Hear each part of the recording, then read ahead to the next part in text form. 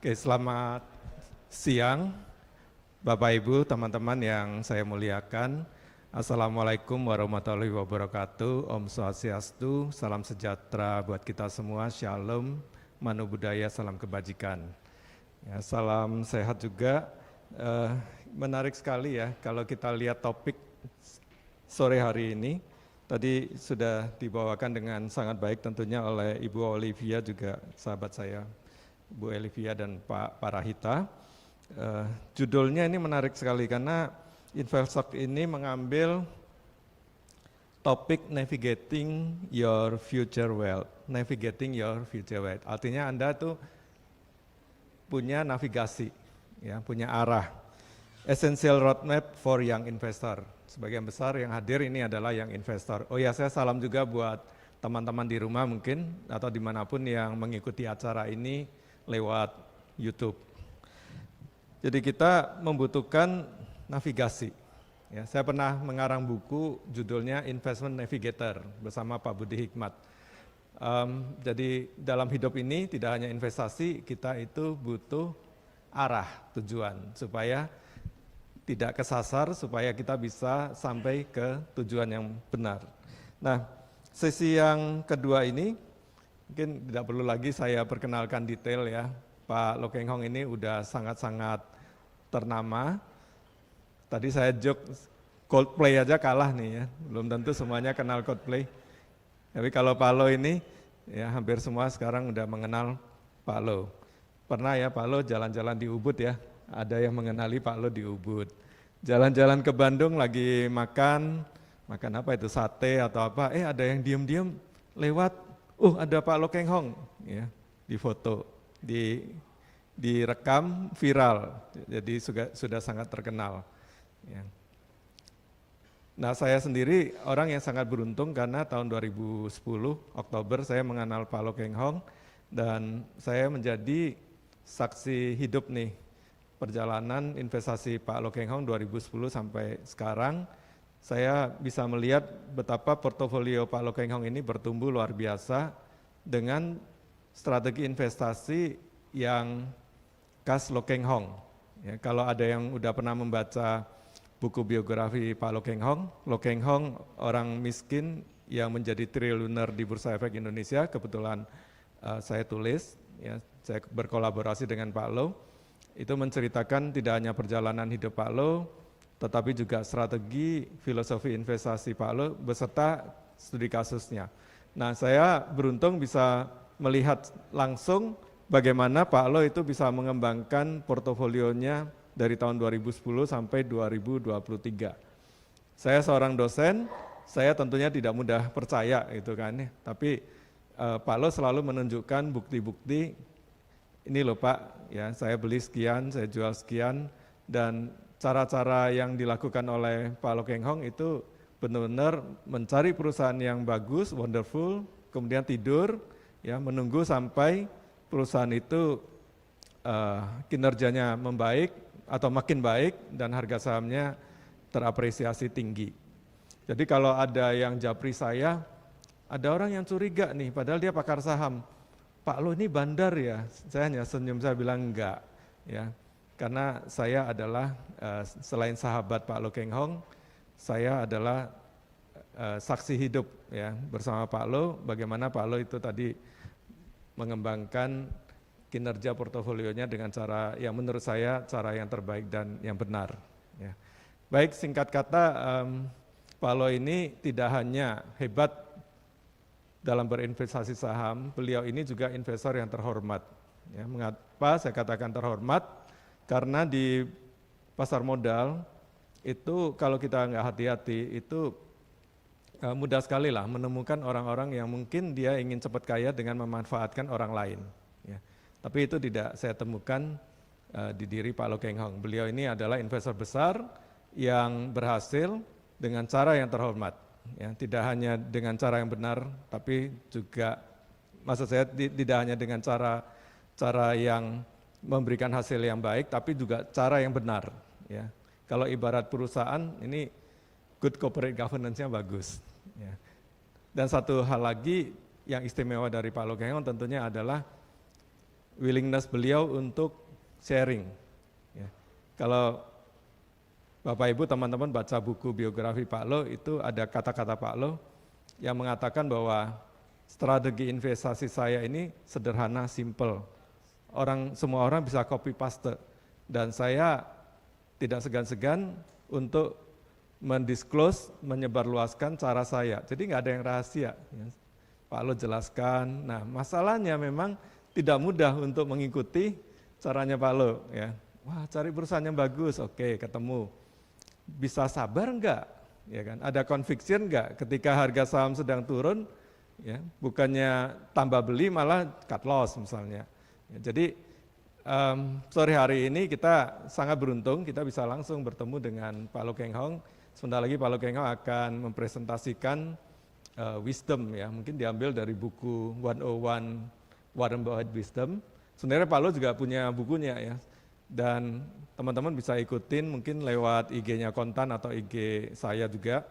Itu setiap hari Senin itu kita selalu post itu Lo Keng Hong Wisdom. Jadi Pak Lo ini suka membuat wisdom yang dia dapatkan dari pengalaman sehari-hari dia berinvestasi. Ya. Wisdomnya bagus sekali. Nah, 40 menit ke depan Pak Lo nanti akan membawakan materi tentang investment wisdom dari Warren Buffett, yang juga adalah guru dari beliau. Ya, jadi gurunya Pak Lo Keng Hong ini adalah Warren Buffett. Nah, kalau kita ini kan bergurunya ke Pak Lo Keng Hong, jadi sebenarnya kita juga berguru ilmu-ilmunya Warren Buffett. Kalau saya simpel aja sih, saya cari guru itu yang udah terbukti lah, terbukti hasilnya baik, tapi caranya juga benar. Baik, kita sambut, kita beri aplaus kepada Pak Lo Keng Hong.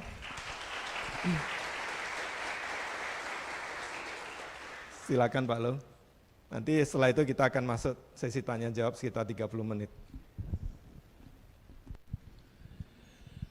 Terima kasih Pak Lukas.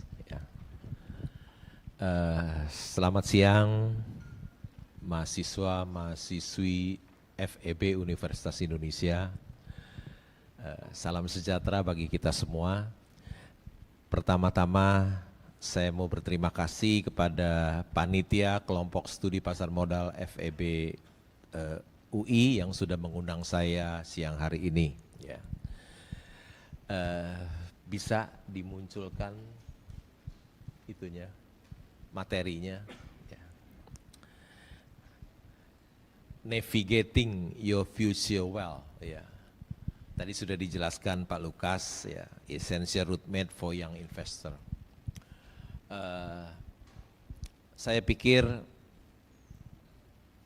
orang yang menjadi contoh kita adalah yang paling baik adalah yang sudah terbukti adalah Warren Buffett, ya, Warren Buffett. Coba next.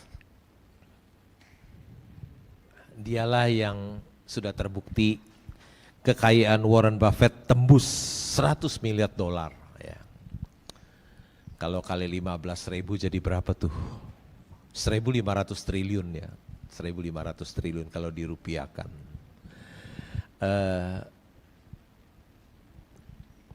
Mungkin George Soros tidak bisa menjadi contoh kita, ya, karena dia seorang spekulan valuta asing katanya, ya, dia yang menghancurkan mata uang di Asia Tenggara tahun 1997. Ya. Juga ada nama Peter Lynch, ya, dia seorang fund manager yang berhasil, tapi ketika dia pensiun hilang, ya. Kekayaannya berapa kita tidak tahu, saham yang dipunya berapa juga kita tidak tahu. Tidak bisa menjadi contoh kita. Ya. Cuman hanya 3 buku karangannya saja yang bisa kita baca. Seorang penulis tapi kehilangan jejak kita semuanya. Kemudian ada lagi yang namanya Robert Kiyosaki lagi, ya. Juga saya pikir tidak bisa menjadi role model kita. Karena dia dahulu orang properti, ayo beli properti. Nanti properti itu disewakan, kita sewakan, nanti hasil sewanya kita buat bayar cicilan. Ya. Semua orang Amerika melakukan hal itu. Apa yang terjadi tahun 2008 terjadi subprime mortgage, ya. Krisis pada kredit macet perumahan di Amerika. Orang-orang tidak bisa bayar hutang karena apa? Ternyata propertinya nggak ada yang sewa, jadi nggak bisa cicil, jadi macet. Ya. Sekarang dia sudah berubah, ayo sekarang beli cryptocurrency katanya. Ya. Orang ini juga nggak bisa jadi contoh buat kita. Ya. Yang menurut saya yang bisa jadi contoh buat kita menjadi orang yang kaya itu beliau.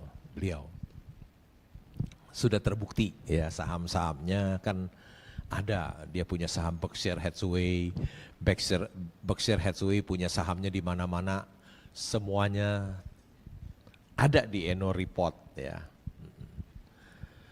Next. Buku ini saya pakai dari karangan Pak Lukas ini ya Pak ya. Pak Lukas yang mengarang buku ini ya. Inilah jalan menuju kekayaan. Kalau mau punya uang 100 miliar dolar, ikuti apa yang dikatakan Warren Buffett. Ya. Jangan dengar ngomongan orang lain, ya. Nggak terbukti. Ya. Cuman omong doang. Ya. Kalau ini terbukti. Ya. Bagaimana menuju sampai bisa punya uang 100 miliar dolar? Dia bilang, I never invest in anything that I don't understand. Ya. Kalau bisa digedein tuh kata-katanya, di zoom. Kata-katanya, I never invest in anything that I don't understand. Bisa nggak di zoom? Kalau nggak bisa nggak apa-apa. Ya.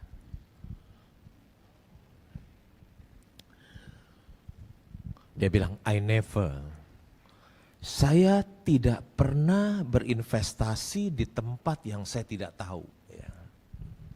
Dia tidak pernah beli kucing dalam karung. Ya. Dia selalu tahu apa yang dia beli. Dia tidak pernah tidak tahu apa yang dia beli. Ya. Bagaimana sih kita bisa tahu investasi kita? Ya. Cuma satu cara, yaitu seorang investor saham itu cuma satu cara, yaitu membaca annual report, ya, membaca annual report supaya kita tidak tahu, bukan dengar tukang pom-pom, bukan dengar influencer, bukan dengar teman-teman kita, ya mereka bisa salah semua Pak, kebanyakan salah malah. Jadi kita harus baca annual report. Di annual report itu kita tahu siapa direksinya, siapa komisarisnya, siapa pemegang saham mayoritasnya. Apakah mereka orang yang jujur atau orang yang tidak jujur? Atau orang yang suka mengambil uang perusahaan untuk memperkaya dirinya. Ya. Kalau kita berinvestasi di perusahaan yang dikelola orang yang tidak jujur dan tidak berintegritas, maka uang kita habis semuanya. Jangan pernah berinvestasi di perusahaan yang dikendalikan manajemen yang tidak jujur dan tidak berintegritas. Ya. Kemudian kita tahu bidang usahanya apa, ya, bidang usahanya apa. Kita tahu perusahaannya penjualannya berapa sih, ya. Labanya berapa sih, laba usahanya berapa, ya. Profit marginnya berapa, earning per share-nya berapa, price earning ratio-nya berapa, ya. Kita bisa tahu modal perusahaannya berapa, ya. Nilai buku per sahamnya berapa price to book-nya. Ya. Kita juga bisa lihat hutang perusahaannya berapa, utang dolarnya berapa. Kemudian kita juga bisa lihat di kas, mereka punya uang berapa di kas. Bagaimana dengan piutangnya, bagaimana dengan inventorinya. Ya. Hati-hati, ya. Ada beberapa perusahaan yang bisa menghapus piutang dan inventorinya. Ya. Jadi kalau kita tahu, kita pelajari dari annual report, oh ini perusahaan yang bagus dan murah kita membeli, kita sedang berinvestasi. Tapi kalau kita membeli perusahaan, satu saham perusahaan kita, semuanya kita nggak tahu. Ya. Hanya dengar rekomendasi pialang kita, rekomendasi dari orang riset, rekomendasi dari tukang pom-pom, rekomendasi dari influencer, dari teman kita, oh sangat berbahaya. Artinya kita beli kucing dalam karung. Kita harus tahu apa yang kita beli melalui membaca annual report, laporan keuangan. Itu yang Warren Buffett lakukan. Dia bilang, I never invest in anything that I don't understand. Never, never. Ya. Kalau Anda ingin menjadi seorang yang kaya, ya, never invest in anything that you don't understand. Ya. Next. Be fearful when the others are greedy and be greedy when the others are fearful. Ya. Kalimat ini sederhana, tapi kalimat ini bisa bikin kita kaya, bisa bikin kita kaya, jadi orang yang kaya. Ketika orang takut, kita serakah. Ketika orang serakah, kita takut. Ya. Kenapa ketika orang takut kita harus serakah? Karena ketika orang takut semuanya murah. Semuanya murah. Ya. Ketika Maret 2020 ada COVID, semua orang takut. Semua orang takut. Saham jatuh, IHSG kita sampai 3.900. Kalau kita sudah tahu perkataan Warren Buffett ini, be fearful when the others, be greedy when the others are fearful, wah kita beli terus. Ketika yang lain takut, semuanya murah, kita pegang, ya setahun, 2 tahun, harga sahamnya itu naik berkali-kali lipat dan kita bisa jadi orang yang kaya. Ya. Sepertinya perkataan ini mudah dihafal, tapi dilakukan susah. Ya. Ketika semua orang takut, kita juga ikut-ikutan takut. Ya. Ketika semua orang serakah, kita ikut-ikutan serakah. Ya. Ingat apa yang dilakukan Warren Buffett. Ketika semua orang takut, artinya semuanya murah. Kita harus serakah, kita harus membeli. Mau jadi orang kaya seperti itu. Ya. Enggak bisa orang takut kita ikut takut, orang serakah kita ikut serakah. Enggak bisa kaya itu. Ya. Next.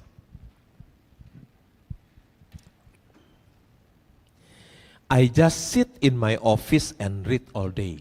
Ya. Orang yang punya uang 100 miliar, mendapatkan uang 100 miliar dolar, apa yang dilakukan tiap hari?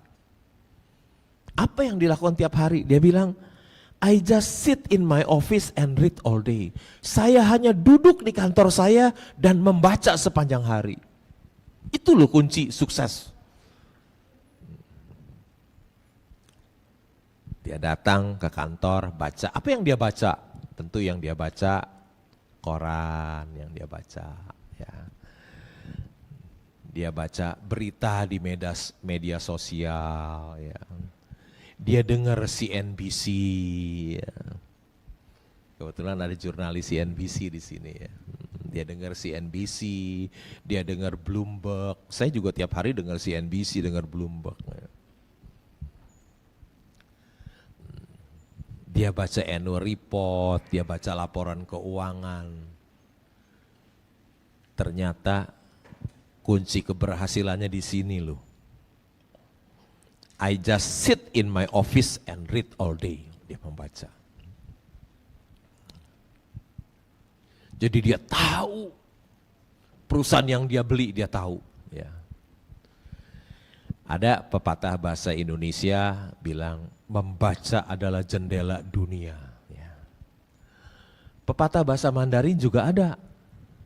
Bunyinya Su li zi yu huang jing u. Siapa yang tahu artinya apa? Ada yang tahu? Suli artinya di dalam buku. Huangjing artinya emas. U dari se dari rumah. Di dalam buku ada rumah emas. Orang yang banyak membaca, dia jadi banyak tahu. Orang yang banyak tahu, dia dekat dengan kepintaran. Orang yang dekat dengan kepintaran, dekat dengan kekayaan. Membaca adalah sumber inspirasi. Warren Buffett bilang, I just sit in my office and read all day.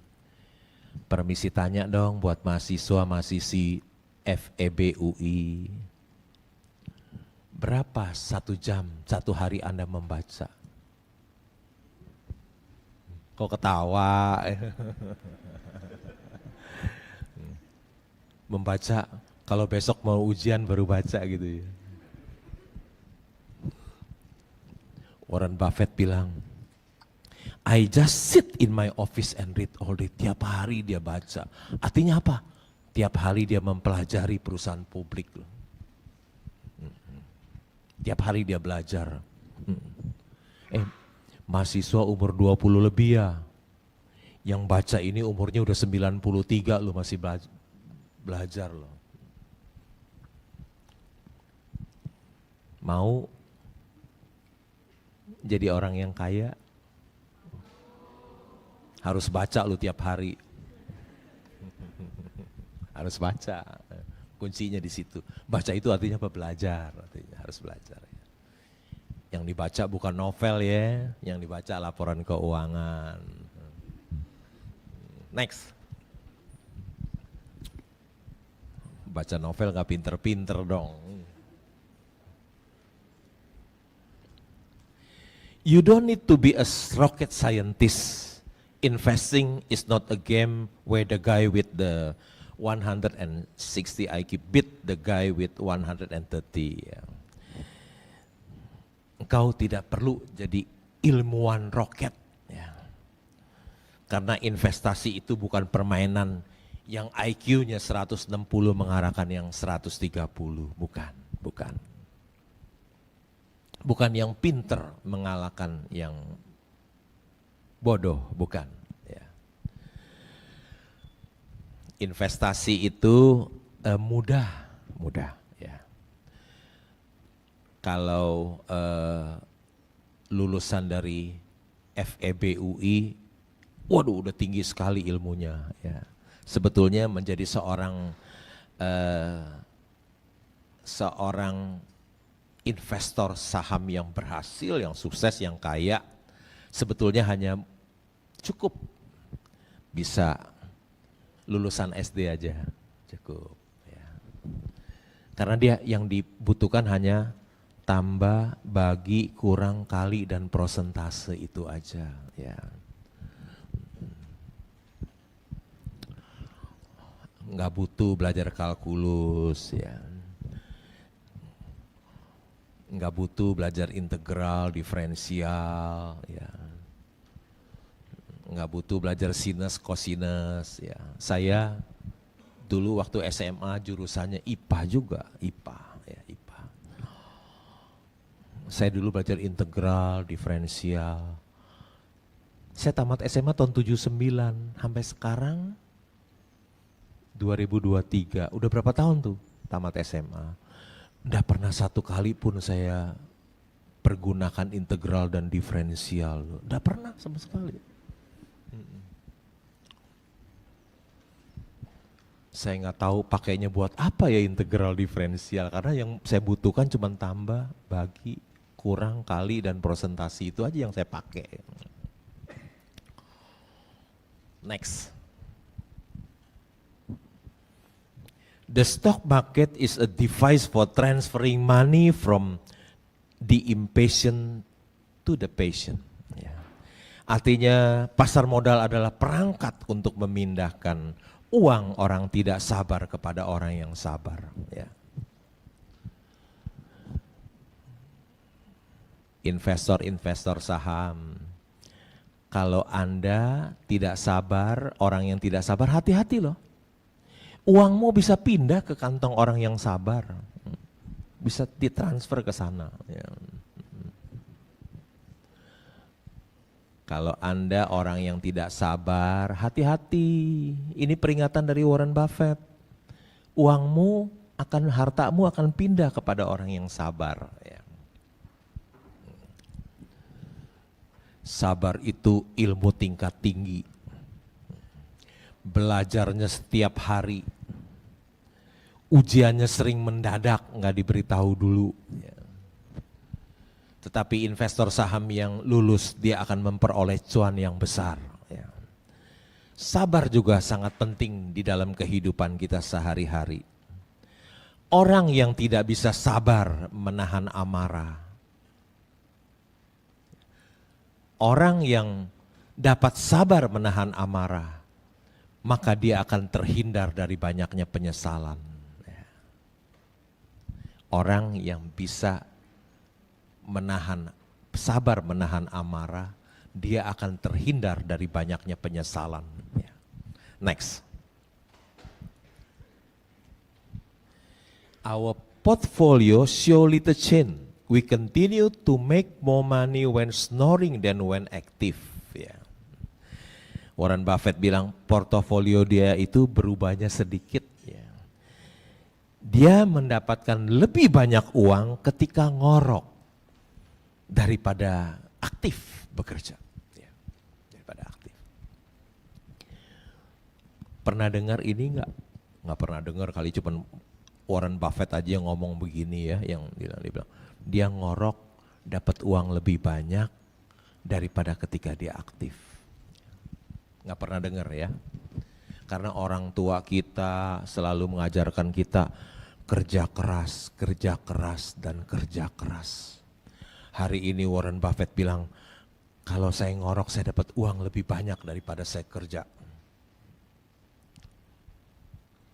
Kenapa?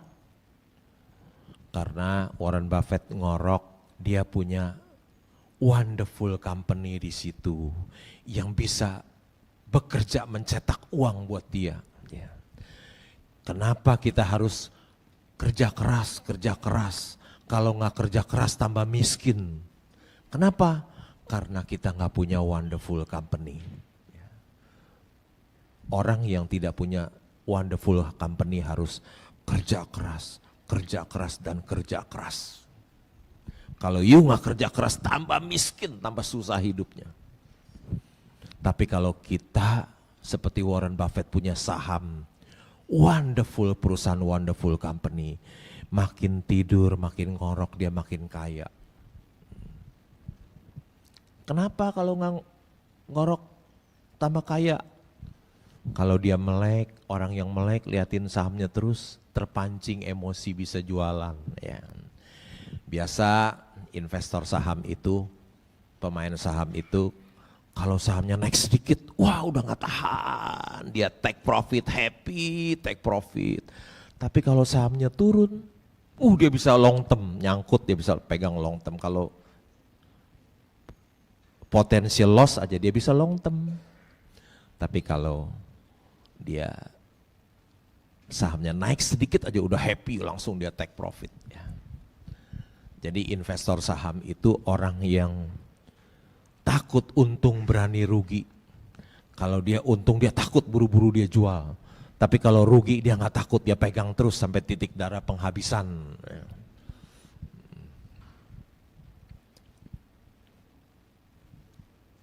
Enak ya, ngorok tambah kaya. Kalau biasa masyarakat ngorok tambah miskin. Yang ngorok punya saham wonderful company yang bisa mencetak uang bagi dia. Kenapa kita tambah miskin ngorok? Karena kita nggak punya saham wonderful company, nggak punya. Ya. Kita harus kerja keras, dan kerja keras. Next. It is far better to buy a wonderful company at fair price than a fair company at wonderful price. Ya. Jauh lebih baik memiliki wonderful company di harga yang wajar daripada membeli perusahaan yang biasa-biasa di harga yang murah. Ya. Ini ilmu tingkat tinggi saham, ilmu tingkat tinggi. Ya. Bahkan konglomerat aja nggak tahu hal ini, ya. Masih mungutin saham jelek-jelek yang dia beliin. Ya. Saya liatin banyak orang yang udah masuk 10 besar orang paling kaya di Indonesia, saya lihat belinya perusahaan yang jelek-jelek. Saya sih udah nggak mau beli gitu. Ya. Udah nggak mau. Ini ilmu tingkat tinggi, masa Warren Buffett udah ajarin masih juga beli yang perusahaan jelek-jelek yang masih dibeliin ya, perusahaan yang untungnya kecil nggak mau. Warren Buffett bilang, kalau kita beli perusahaan yang biasa-biasa, yang cuannya kecil, mana bisa punya uang 100 miliar dolar? Ya mesti kayak gini. It is far better to buy a wonderful company at fair price than a fair company at wonderful price. Ya. Nggak mau lagi saya perusahaan yang biasa-biasa aja, nggak mau. Ya, hanya mau beli wonderful company. Next. Opportunities come infrequently when it rains gold. Put out the bucket, not the timber. Kesempatan-kesempatan itu datangnya jarang. Ya.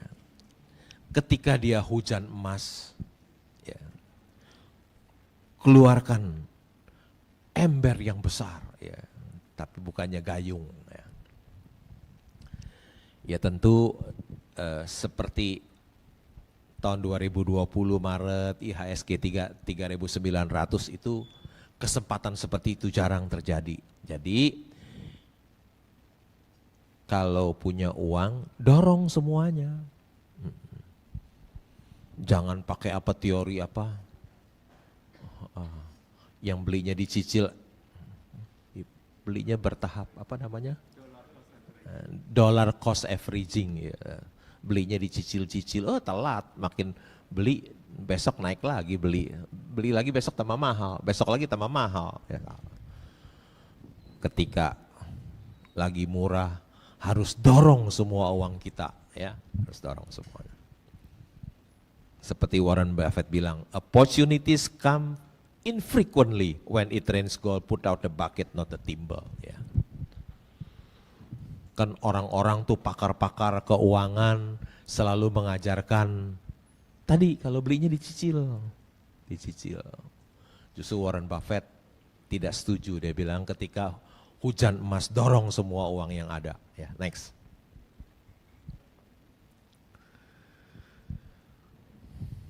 Ini semuanya bisa bikin kita kaya loh. Karena yang ngomong sudah terbukti orang yang punya 100 miliar dolar. Ya. Risk comes from not knowing what you are doing.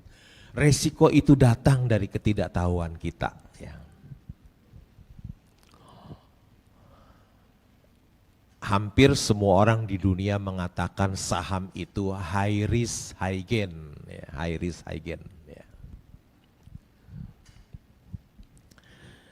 Tetapi sebetulnya orang yang tahu dia bisa membeli saham yang low risk high gain. Ya. Tetapi orang yang baru dia bisa membeli saham yang high risk low gain. Ya. Jadi seperti Warren Buffett bilang, resiko itu datang dari ketidaktahuan kita. Ya. Jadi bukan saham itu bukan high risk high gain, itu kata orang di seluruh dunia mengatakan saham itu high risk high gain. Tapi bagi orang yang tahu, dia bisa membeli saham perusahaan yang low risk high gain. Tapi orang yang tidak tahu, dia bisa membeli bukan high risk high gain, tapi high risk low gain. Jadi resiko itu datang dari ketidaktahuan kita. Orang yang tahu, dia bisa membeli Mercy seharga bajai, low risk. Ya. Tapi orang yang tidak tahu bisa membeli bajai seharga Mercy. Risk comes from not knowing what you are doing. Ya. Next. Diversification is protection against ignorance. It makes little sense if you know what you are doing. Diversifikasi adalah proteksi terhadap ketidaktahuan kita. It makes little sense, sangat tidak masuk akal kalau Anda tahu apa yang Anda lakukan. Diversifikasi itu diajarkan oleh pakar-pakar keuangan di dunia. Diversifikasi juga diajarkan oleh sekolah-sekolah bisnis di dunia. Ya. Diversifikasi. Jadi kalau punya uang, jangan taruh, don't put all eggs in one basket. Jangan taruh uangmu di dalam satu keranjang. Ya. Beli saham 20%, beli properti 20%, beli obligasi 20%, deposito 20%, atau beli emas 20% diversifikasi. Ya. Kalau kita orang yang tidak tahu, ya tidak apa-apa untuk melindungi ketidaktahuan kita. Tapi orang yang tahu membuat dia tidak bisa melakukan diversifikasi. Ya. Membuat dia tidak bisa melakukan diversifikasi. Kalau ada Mercy yang dijual seharga bajai, apakah kita mau diversifikasi nggak beli yang lain? Nggak mungkin ya. Kalau saya ketemu Mercy yang dijual seharga bajai, ya harga saham perusahaan Mercy yang dijual seharga bajai, tentu nggak pakai diversifikasi, saya dorong uangnya semuanya, dorong semuanya, ya. Nggak pakai diversifikasi, kecuali kita tidak tahu apa yang kita lakukan. Orang yang tidak tahu apa yang dia lakukan, diversifikasi. Tapi orang yang tahu apa yang dia lakukan membuat dia tidak bisa melakukan diversifikasi. Ketemu Mercy seharga bajai, tentu tidak bisa melakukan diversifikasi, dorong semua uang yang ada. Ya, next. Successful investing takes time, discipline and patience, no matter how great the talent or effort. Some things just take time. You cannot produce a baby in 1 month by getting 9 women pregnant. Ya. Investasi yang sukses itu perlu waktu, takes time, ya, disiplin and patience. Ya. Nggak peduli berapa hebatnya kamu, ya. Kamu nggak bisa memiliki bayi dalam 1 bulan. Ya. Nggak bisa memiliki bayi 1 bulan. Siapapun ibu di dunia ini harus punya bayi dalam 9 bulan. Nggak bisa punya bayi 1 bulan, nggak bisa cepet-cepet. Investasi juga demikian. Ya. Kalau misalnya ada yang tahu punya kebun kelapa sawit misalnya ya. Dia nanam kelapa sawit itu sampai berbuah harus nunggu 3 atau 4 tahun. 3 sampai 4 tahun baru dia berbuah. Nggak bisa dibikin jadi setahun gitu, nggak bisa ya. Jadi Warren Buffett bilang investasi itu perlu waktu, perlu disiplin dan perlu kesabaran kita untuk menunggu. Nggak bisa cepat-cepat, ya nggak bisa cepat-cepat. Perlu waktu, ya next. Next. After all, you only find out who is swimming naked when the tide goes out. Ya. Akhirnya kamu akan menemukan siapa yang berenang telanjang ketika air surut. Ya. Ketika ekonomi lagi bagus, semuanya bagus semua. Ya. Ketika ekonomi lagi bagus, semuanya bagus, semua cakep-cakep, semua cakep. Tapi begitu kesulitan datang ketika COVID-19 bulan Maret 2020 datang, baru udah ketahuan penjahat-penjahatnya siapa ya. Siapa yang berenang telanjang baru kelihatan ketika kesulitan datang ya. Si A gagal bayar, si B gagal bayar, si C gagal bayar, si D gagal bayar, si E gagal bayar semua. Tapi sebelum COVID belum datang, cakep-cakep semuanya, nggak kelihatan dia berenang telanjang, nggak kelihatan. Tapi ketika kesulitan datang baru kelihatan. Yang cakep beneran sama yang palsu kelihatan. Ya. Seperti Warren Buffett bilang, after all you only find out who is swimming naked when the tide goes out. Next.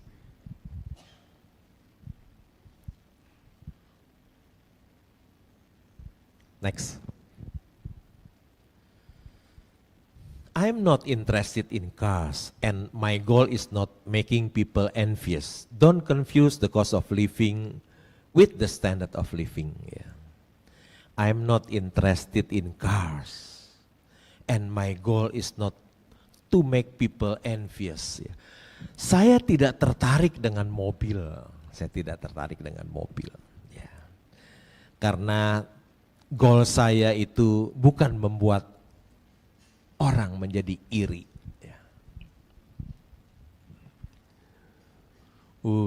Orang-orang suka pamer, naik mobil mewah, suka pamer, supaya kelihatan kaya, supaya kelihatan kaya.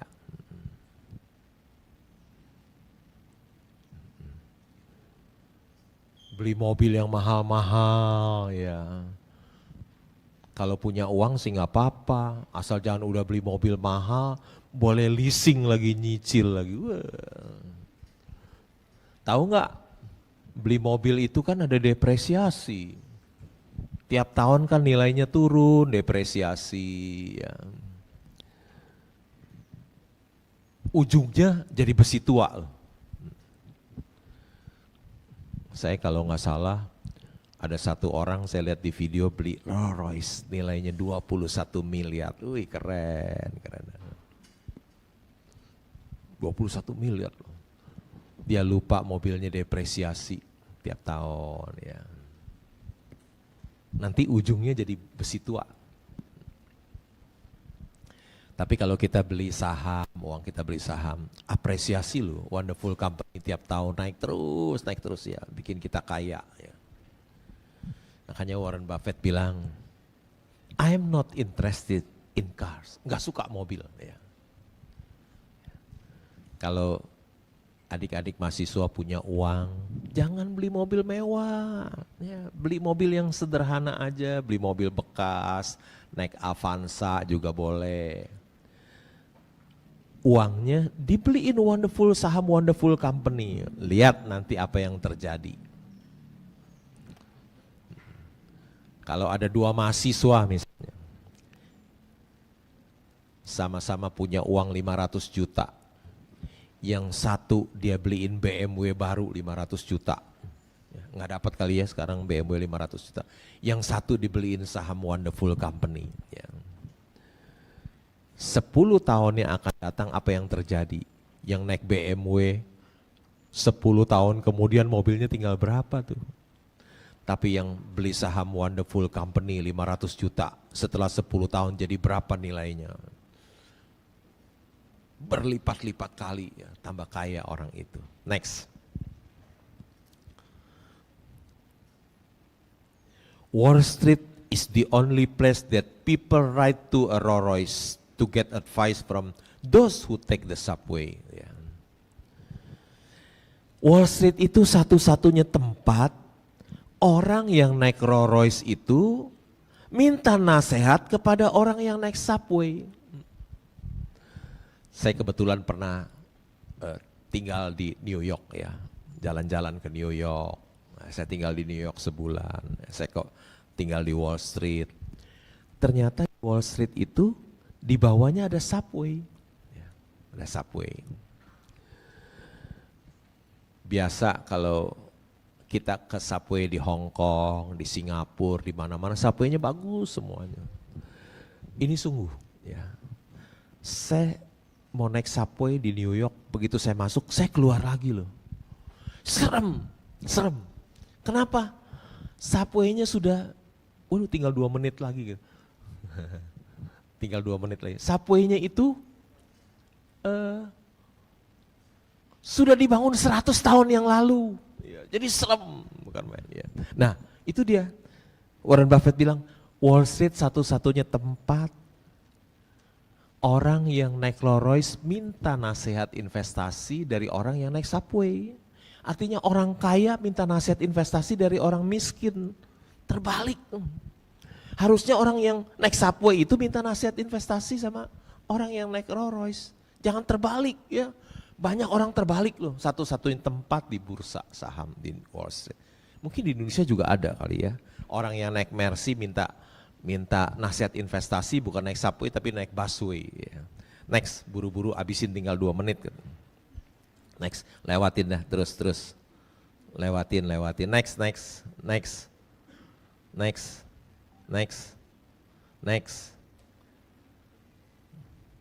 Ini juga boleh nih. If you don't find a way to make money while you sleep, you will work until you die. Ya. Kalau Anda tidak bisa mendapatkan uang ketika tidur, Anda harus kerja loh sampai mati, kata Warren Buffett. Next. Ini juga bagus ya. You have to read a zillion corporate annual report and their financial statement. Ya. Mau jadi orang yang investor saham yang berhasil, ini kuncinya. Kamu harus membaca corporate annual report and their financial. Banyak sekali kamu harus baca. Itu kunci keberhasilan dari seorang investor saham. Nggak ada cara lain ya. Ingat. Tidak ada cara lain. Ya. Kalau Anda ingin menjadi seperti Warren Buffett, hanya satu cara. You have to read a zillion corporate annual report and their financial statement. Itu caranya. Nggak ada yang lain. Ya. Jangan ikutin yang lain deh. Yang ngajarin juga nggak terbukti juga. Ya. Mendingan yang udah terbukti aja. Next.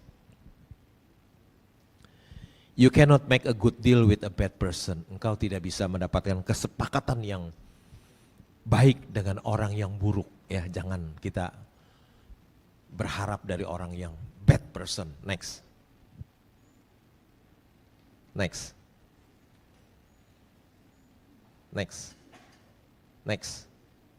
Ini aja dah terakhir.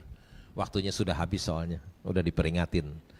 Warren Buffett cuan gede 1.720 triliun dari saham Apple. Keren ya. Orang sudah 93 tahun, sudah tua renta, masih bisa cuan 1.720 triliun loh. Seorang investor saham hanya dari investasi di saham. Ya. Permisi tanya, kalau buka jualan bakmi bisa nggak cuan 1.720 triliun?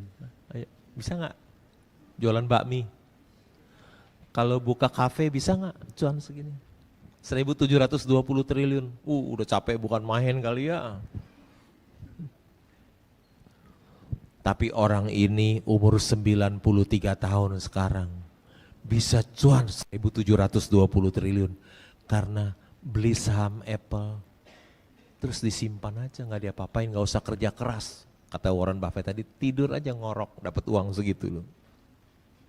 Enak ya jadi seorang investor saham. Enak jadi seorang investor saham ya. Sangat nikmat menjadi seorang investor. Sampai 93 aja bisa dapat uang segitu loh, 1.700. Orang umur segitu udah jadi tua renta, udah gak bisa apa-apa. Hanya jadi seorang investor saham yang bisa cuan 1.720 triliun. Gak ada usaha lain yang bisa cuan segitu. Karena waktu sudah lewat, saya akhiri presentasi saya sampai di sini. Semoga bermanfaat bagi kita semua. Sekian, terima kasih.